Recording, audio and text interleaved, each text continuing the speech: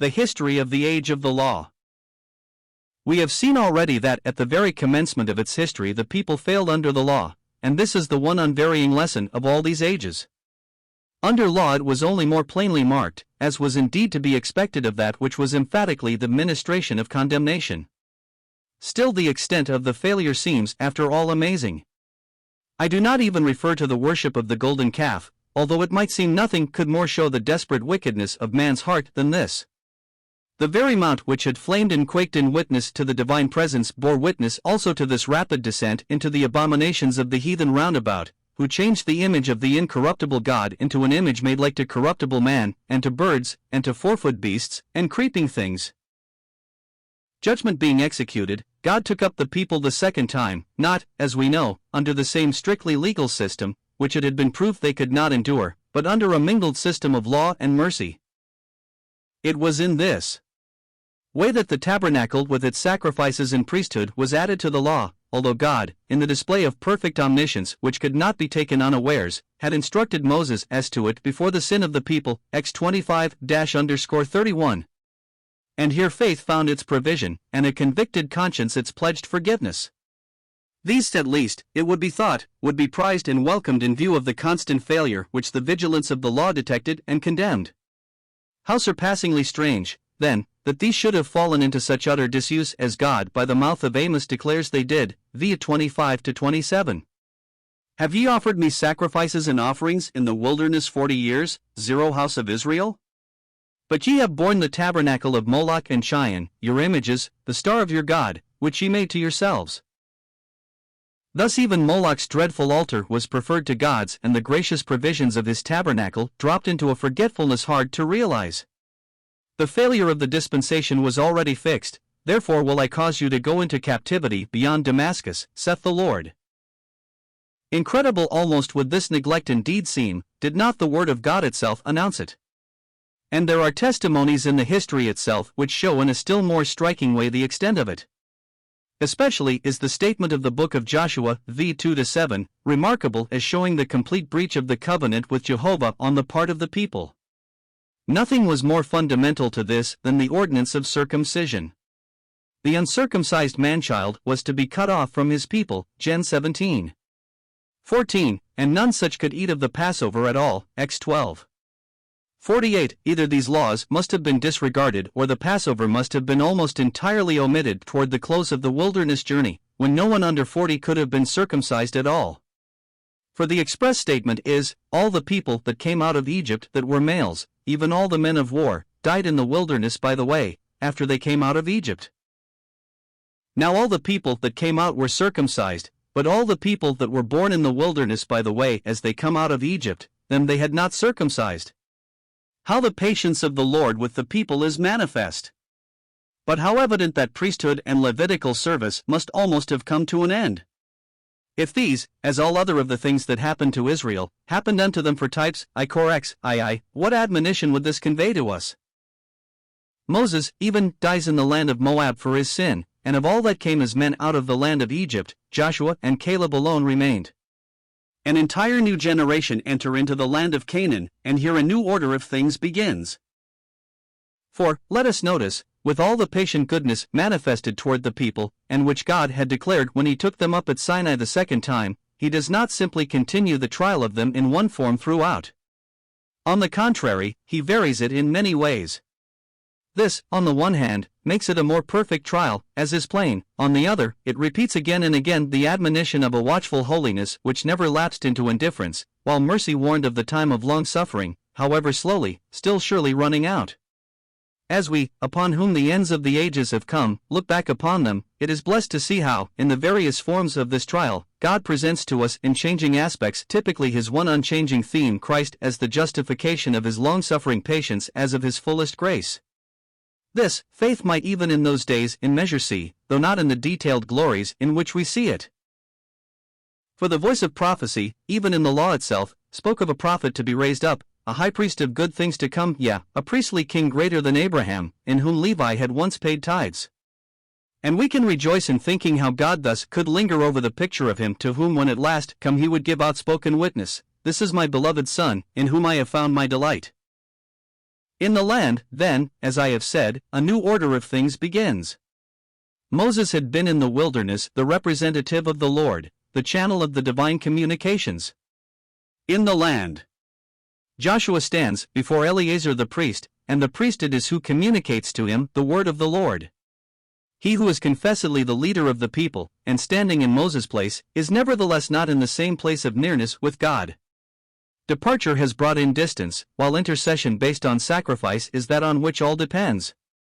The link between God and the people is now the priesthood.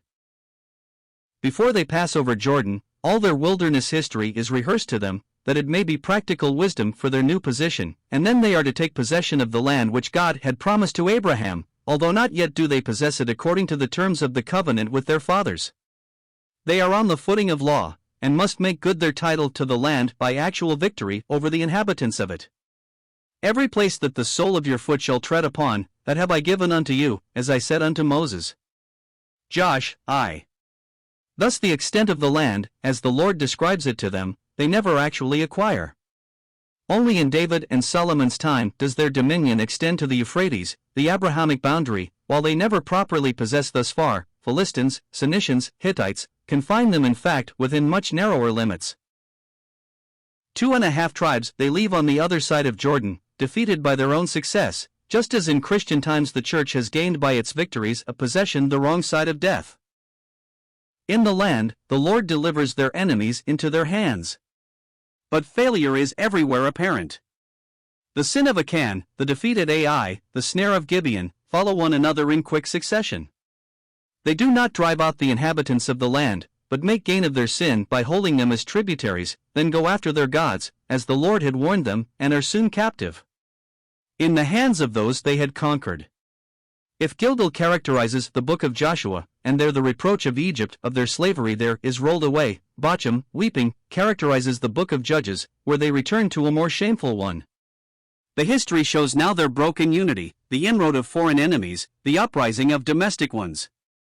Again and again they cry unto the Lord in their trouble, and he delivers them out of their distress. A judge is raised up, and is the instrument of their deliverance, and as long as he judges, maintaining the authority and holiness of God among the people, the deliverance lasts. But their weakness, which is only their willfulness, is fully apparent. The judge dies, and once more they wander. There is a new captivity, followed at length, because the mercy of God does not forsake them, by a new deliverance. These revivals become, however, more and more feeble and less decisive. At last, the priesthood itself fails utterly, and that when the judge and high priest are one. Eli's sons make themselves vile, and he restrains them not. The Lord swears that this iniquity shall not be purged with sacrifice and offering forever. And though he raise up for himself a faithful priest, as he declares, and will build him a sure house, yet the order is again changed. Joshua stood before Eleazar, but now the priest is to walk before God's anointed. Isam 2. 35, 3. 14. In the meanwhile, ruin is complete. The Philistines come up against Israel, and smite them. They superstitiously send for the ark of God to deliver them, the ark of the covenant so often broken. They are again smitten, Hophni and Phinehas slain, the ark is taken. Eli falls backward at the news and breaks his neck, and Phinehas' wife, expiring, gives to her son a name expressive of the people's terrible condition. And she named the child Ichabod, saying, The glory is departed from Israel. The priesthood, as the link between God and Israel, had come to its final end. 20 years pass, and all the house of Israel are found lamenting after the Lord. The ark had not indeed remained long in the Philistines' hand, but had wrought its own deliverance apart from the people. It had returned, but not to Shiloh, its former abode, nor to the tabernacle, no more to receive it.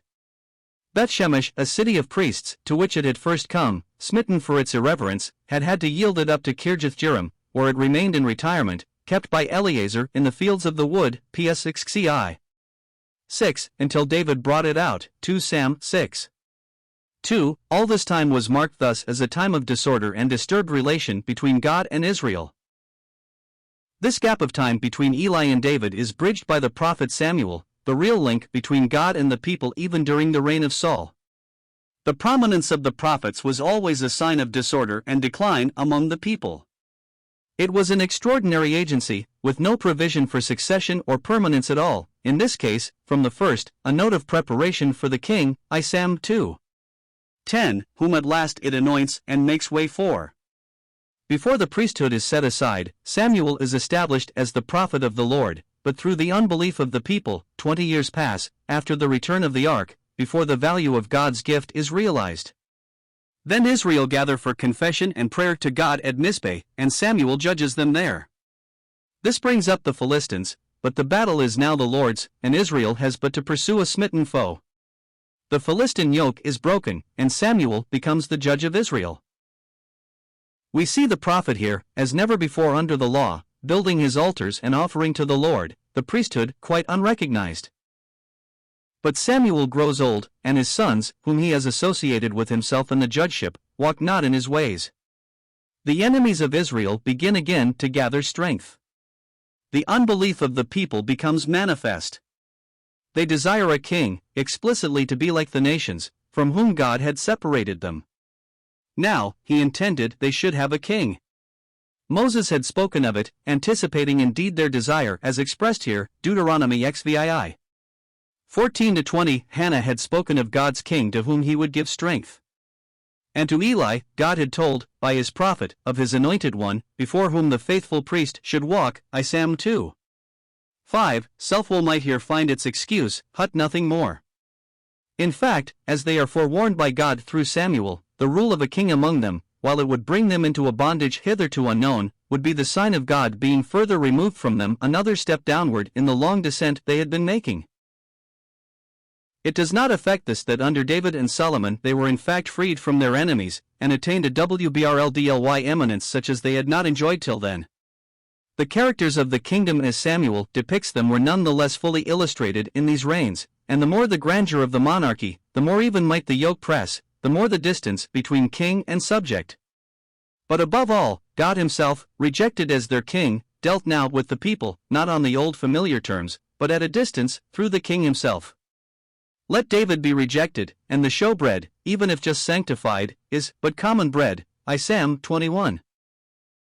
That the king was here also the shadow of the king of God's kingdom in a coming day is true, but neither does it alter the significance of the fact literally. Faith here as elsewhere may find tokens of the coming day, and see also the justification of God's long-suffering then. None the less the links between God and his people were more and more being strained. And if this last endured longest of all, it was surely because it was the last, there was no other, and God's patience lingered. Saul, the first king, though chosen by God, is given them as one after their own heart, as his name providentially signifies the asked. After being fully tested, he is set aside for the man after God's heart, David. And Saul, though the anointed of the Lord, is never recognized as the true link between the people and God. He is throughout dependent upon Samuel, who, as he anoints him to his office, announces also his rejection, and before his own death anoints his successor. David is thus the first king fully owned, with Solomon, the double type of Christ, the sufferer, conqueror and the Prince of Peace. He brings the ark to Jerusalem, appoints the courses of the priests and the service of the Lord's house, for which he provides abundantly the material, and receives the pattern. His kingdom is greatly extended and his enemies are subdued, and Solomon builds and consecrates the house, with neither adversary nor evil occurrent. But man being in honor abideth not, he is like the beasts that perish. And all this glory is like the flower of grass, it has scarcely blossomed before it begins to fade.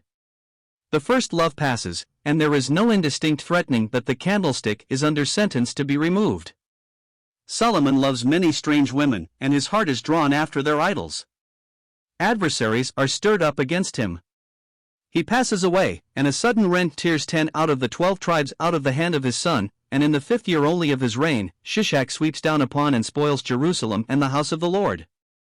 Henceforth, in Israel, with the worship of the golden calves, it is one monotonous story of evil ever growing worse. In Judah, the descent stopped, indeed, again and again, by the intervention of divine grace acting in an Asa, a Jehoshaphat, a Hezekiah, a Josiah, but still with no recovery really.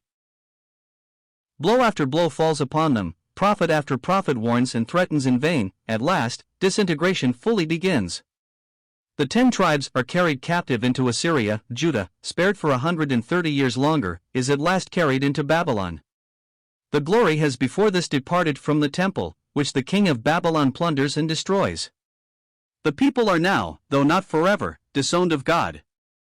The legal covenant, in fact, is over, although the dispensation of law cannot be said to have ceased. The law and the prophets were until John. But the history of the people as such is closed, although a feeble remnant return from Babylon. But they return only to await in Messiah their deliverer, amid the tokens of the ruin in which they have involved themselves. The glory does not return. The Ark of the Covenant, Jehovah's throne in the midst, is gone from their new temple. The Urim and Thummim, by which the Lord had communicated regularly with them in the past, is also gone. Prophets His mercy raises up to them for a brief time, and every one of them is a witness that the moral and spiritual condition is unchanged. This voice soon passes.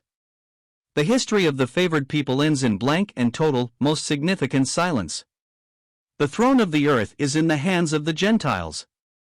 Israel's dominion is passed away, and those times of the Gentiles have begun in which we still are, and which continue until the kingdom of the Son of Man is introduced by His coming in the clouds of heaven. But the significance of this change we must consider more at length.